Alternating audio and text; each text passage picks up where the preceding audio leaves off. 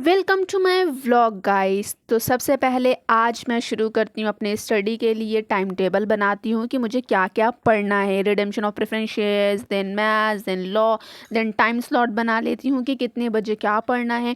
फिर उसके बाद ये मैंने कैलेंडर में सब डेट के आगे लिखा हुआ है कि मुझे किस दिन क्या रिवीजन करना है। रिवीजन के लिए रोज़ मैं एक अलग 3 घंटा निकालती हूँ, ताकि फिर जब ज़्यादा हम रिवीजन करते हैं ना, तो वो ज़्यादा अच्छा होता है हमारे लिए। तो अब मैंने यहाँ पर लिख लिया है कि रिवीजन में क्या क्या करना है। सोगा करना था, अकाउंट करना था, मैथ्स में सीक्वेंस सीरीज़ करना था।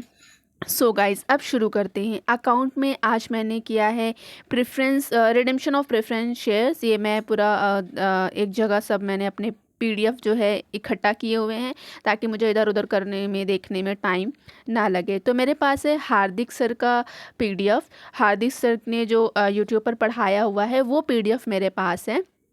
किसी को चाहिए तो मुझे वो इंस्टा पर डीएम कर सकता है। सो अब क्योंकि मैंने लेक्चर पहले देख लिया है, तो आज मैं ख़ुद से ही स्टडी कर रही हूँ, बिकॉज़ ख़ुद से स्टडी करना बहुत ज़रूरी है गाइस। तो मैं ख़ुद से सारी प्रैक्टिस कर रही थी। तो मैंने 7 क्वेश्चंस प्रैक्टिस किए। पहले मुझे बहुत डर लग रहा था प्रेफरेंस में कि मैं नहीं कर पाऊँगी, बहुत हार्ड है, इसको मैं स्किप कर देती हूँ। बट सितंबर अटेम्प्ट में आया था, तो इस वजह से ऐसा लग रहा है कि नहीं भाई, सब करके जाओ। और देखो, जो हार्ड है ना, उसको स्टार्टिंग में हार्ड लगता है। जब हम खुद से करने लगते हैं, उसके हम सारी जर्नल एंट्रीज देखते हैं, उसका मेथड समझते हैं, फिर वो उसके रीज़न समझते हैं, तो चीज़ें समझ में आने लगती हैं। तो मुझे एक चीज़ रियलाइज़ हुई कि हार्ड कुछ नहीं है, सब कुछ ईजी है। जब हम उसको करने लगते हैं तो चीज़ें एट द एंड समझ में आ ही जाती है। सो गाइस, अकाउंट जो मैंने खुद से किया, अब मुझे बहुत समझ में आने लगा है और मैं बहुत ज़्यादा कंफर्टेबल हूँ रिडेम्पशन ऑफ प्रेफरेंस शेयर्स में। सो अगर आपको भी कोई ऐसा चैप्टर है जो आपको हार्ड लगता है, आपको लगता है आप नहीं कर पाओगे, तो एक बार एटलीस्ट एक बार आप उसमें टाइम दो। आप उसको समझने की कोशिश करो कि ये है क्या, कैसे करना है। उसके आप लेक्चर्स देख लो, तो फिर आपको समझ में आने लगेगा। एक बार लेक्चर देख लिया ना, देन उसको आप खुद से प्रैक्टिस करो। खुद से जब एक बार प्रैक्टिस करोगे ना, तो थोड़ा सा तो आपको 20 to 30% समझ में आएगा।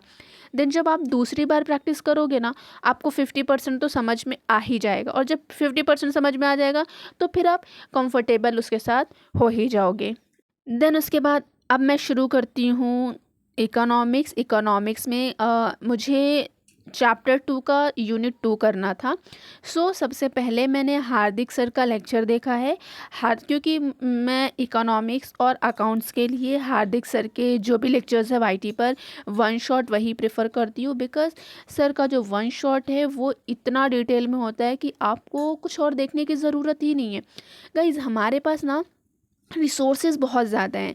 लाइक हर जगह हमारे पास बहुत सारे टीचर्स आपको यूट्यूब पर फ्री में मिल जाएंगे, आपको पीडीएफ्स बहुत सारे मिल जाएंगे, आपको बुक्स बहुत सारी मिल जाएगी। बट फिर आप कंफ्यूज रहोगे कि आप कौन से टीचर को प्रेफर करोगे।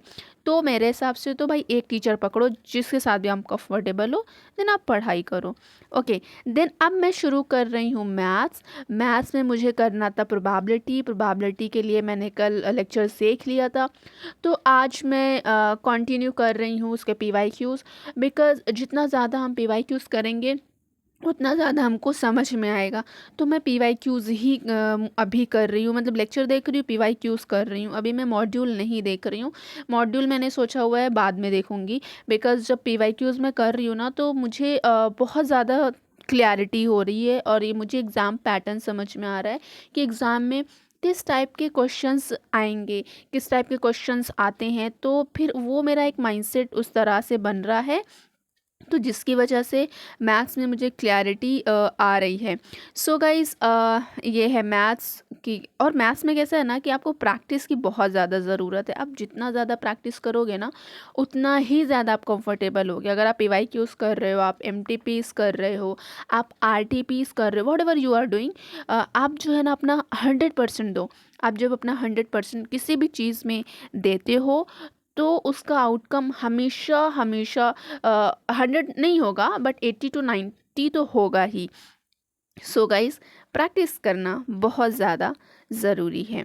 सो ये मेरा मैथ्स है, मैथ्स मेरा कंप्लीट हो गया। अब इसके बाद मैं करती हूँ एक्ट इन लॉ का। इंडियन पार्टनरशिप एक्ट जो है ये भी बहुत मार्क्स वेटेज रखता है। इसको गाइस स्किप मत करो, यूजुअली लोग स्किप कर दे रहे हैं, लेकिन मेरे हिसाब से तो आप कोई भी सब्जेक्ट में कोई भी चैप्टर जो है मत छोड़ के जाओ, चाहे वो छोटा हो चाहे वो बड़ा हो। कभी कभी क्या होता है कि हम जो करके जाते हैं वो एग्ज़ाम में इतना कंफ्यूजिंग होता है कि हम वो भी अटेम्प्ट नहीं कर पाते हैं। तो ऐसा हो जाता है कि जो करके गए वो भी अटेम्प्ट नहीं किया, जो नहीं करके गए वो तो अटेम्प्ट कर ही नहीं सकते हैं। तो जिसकी वजह से फेलियर के चांसेस बहुत ज़्यादा बढ़ जाते हैं। सो कुछ भी मत छोड़ के जाओ, आप एक्स्ट्रा आवर्स लगा लो पढ़ने के लिए, एक्स्ट्रा टाइम ले लो, थोड़ा ज़्यादा आप मेहनत कर लो, बट कुछ भी मत छोड़ो, सब समझ के जाओ, सब पढ़ के जाओ। क्या पता जो आप स्किप करके जा रहे हो, अगर मतलब उस पे आपने मेहनत कर ली और वो भी स्किप नहीं की और गए एग्ज़ाम में और वो आपको आ गया, और जो आप स्किप नहीं करने वाले थे, जो पढ़ के जाने वाले थे और पढ़ के गए, क्या पता वो आपको ना आए। सो कुछ भी स्किप मत करो, सब पढ़ो, सब करके जाओ। सो गाइस, तो मैं यहाँ पे कर रही हूँ इंडियन पार्टनरशिप एक्ट, जो कि बहुत ज़्यादा इम्पॉर्टेंट है। उसका यूनिट 1 सबसे पहले मैंने हाईलाइट कर दिया कि आज मुझे क्या क्या पढ़ना है, क्या क्या नहीं पढ़ना है उसमें। देन इसके बाद मैं बहुत ज़्यादा थक चुकी थी, तो मुझे थोड़ा सा ब्रेक चाहिए था। मैं 15 मिनट के ब्रेक के लिए बाहर गई, पानी पूरी खा करके आई, और उसके बाद फिर से मैं अपनी स्टडी शुरू कर देती। सो गाइस, मैंने शुरू किया इशू ऑफ शेयर्स कर, रिवीजन में कर रही थी, तो अकाउंट में इशू ऑफ शेयर्स किए हैं, और इशू ऑफ शेयर्स के मैंने पास्ट ईयर के 2 क्वेश्चन किए हैं। पहले मुझे बहुत ही हार्ड लगता था कि प्रो राटा क्या है, अलॉटमेंट, एप्लीकेशन, सारी चीज़ें मुझे बहुत कंफ्यूजिंग लगती थी। देन सबसे पहले मैंने हार्दिक सर का लेक्चर देखा, देन उसके बाद मैंने खुद से प्रैक्टिस की सारे मॉड्यूल के क्वेश्चन। अब मैं कर रही हूँ PYQs, तो PYQs के मैंने पिछले हफ्ते 3 क्वेश्चन किए थे, इस हफ्ते मैंने 2 क्वेश्चन किए, तो PYQs के मेरे 5 क्वेश्चन हुए, और अब मैं बहुत ज़्यादा कंफर्टेबल फील कर रही हूँ। इवन जो प्रो राटा का क्वेश्चंस हैं उसमें मैं प्रो हो चुकी हूँ।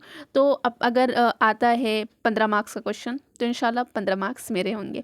सो मैं बहुत ज़्यादा इसमें अभी खुश हूँ कि फाइनली मेरा मतलब मैं इसमें कंफर्टेबल हूँ, मुझे आ रहा है प्रो राटा का, जो बहुत ज़्यादा हार्ड था वो मुझे आ रहा है। तो गाइस, ये कब होता है? जब आप बहुत ज़्यादा प्रैक्टिस करते हो।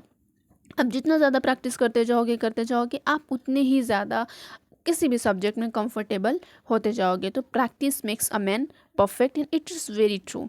सो आप प्रैक्टिस करो, प्रैक्टिस करो, प्रैक्टिस करो खुद से।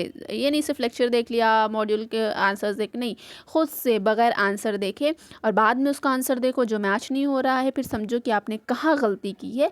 फिर जब दूसरे तीसरे दिन आप फिर से प्रैक्टिस करोगे तो फिर वो गलती नहीं करो, तो फिर आप उसमें भी बन जाओगे प्रो। सो गाइज़, मेरा इशू ऑफ शेयर्स हो गया। उसके बाद मैं शुरू करती हूँ लॉ का मुझे करना था यूनिट 2 और यूनिट 3 का रिवीजन, लेकिन गाइज मैं बहुत थक चुकी थी, तो सिर्फ मैंने यूनिट 2 का ही रिवीजन किया। सॉरी, यूनिट 2 नहीं, यूनिट 3 का मैंने रिवीजन किया। तो अभी मेरा जो है लॉ जो है वो भी यूनिट 3 में मैं कंफर्टेबल हो गई हूँ, वो भी मुझे आने लगा है। मैं सो गाइज़, अगर आपको मेरा वीडियो अच्छा लगा हो तो लाइक्स एंड सब्सक्राइब करना ना भूलें, और कमेंट करना ना भूलें। Thanks for watching guys, bye bye.